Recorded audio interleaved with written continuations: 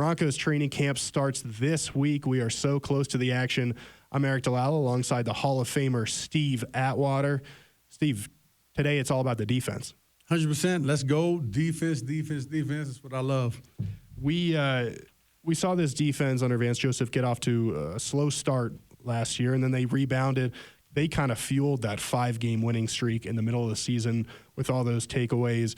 And I think, held on to that for most of the rest of the season.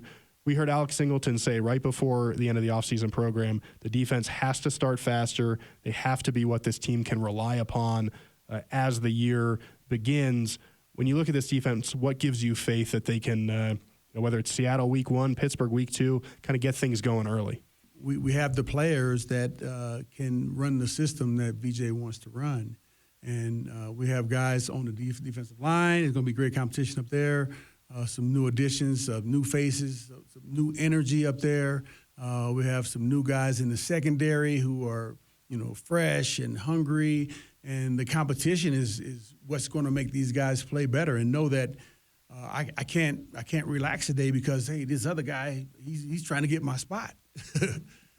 And that's a good thing. Yeah, and I think, like you mentioned, a lot of new faces. You have Brandon Jones in the secondary coming in to fill Justin Simmons' shoes, though we've mentioned it's going to take multiple guys. But I think it starts up front, Steve. When I look 100%.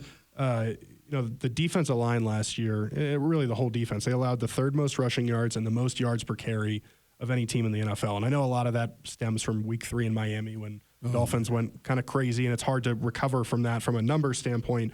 But Vance Joseph said, it wasn't just not fitting gaps up front, it was also tackling. And so you hope that improves. But I do think the improved D-line in general is going to make a world of difference for this team from a pass rush standpoint and just in terms of fitting the gaps and stopping the run, putting teams in 2nd, 3rd, and long.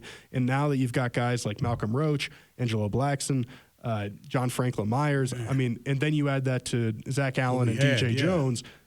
That's a good defensive line, and maybe it's flown a little bit under the radar in terms of how much the Broncos have focused on that unit, but there's no position outside of maybe quarterback that the team has devoted more resources to this offseason. Yeah, no, and it's a beautiful thing, and I know that the secondary and linebackers are happy for that as well because the linebackers don't want to have offensive linemen get off the block so quickly, and they're able to block them. And then, the running back be able to get through the hole because many times defensive linemen may not be as fast as linebackers are to get to them. So that's going to make a huge difference, I think. And but I also think that the secondary has to be involved with the run as well.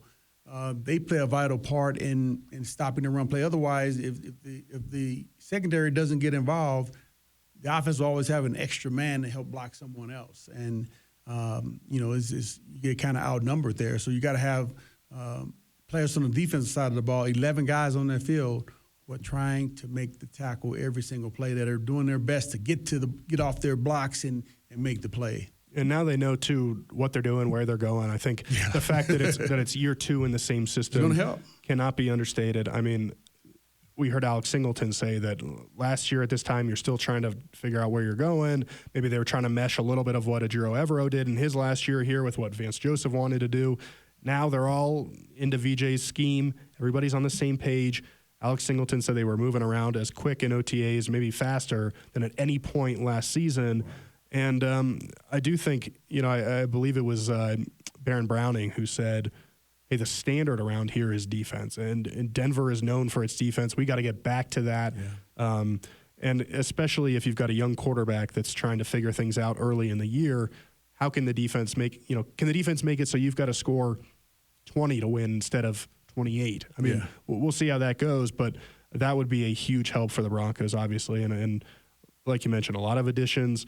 I think it'll be fun to watch this defense, and I fully expect them to start much faster. Yeah, no, I do too. And it's always a great thing when the defense has fewer plays than the offense does. That means that your offense is moving the ball, standing on the field, and your defense is getting off of the field.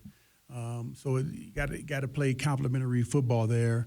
And, I know that they're aiming for it. They weren't able to do that as much last year.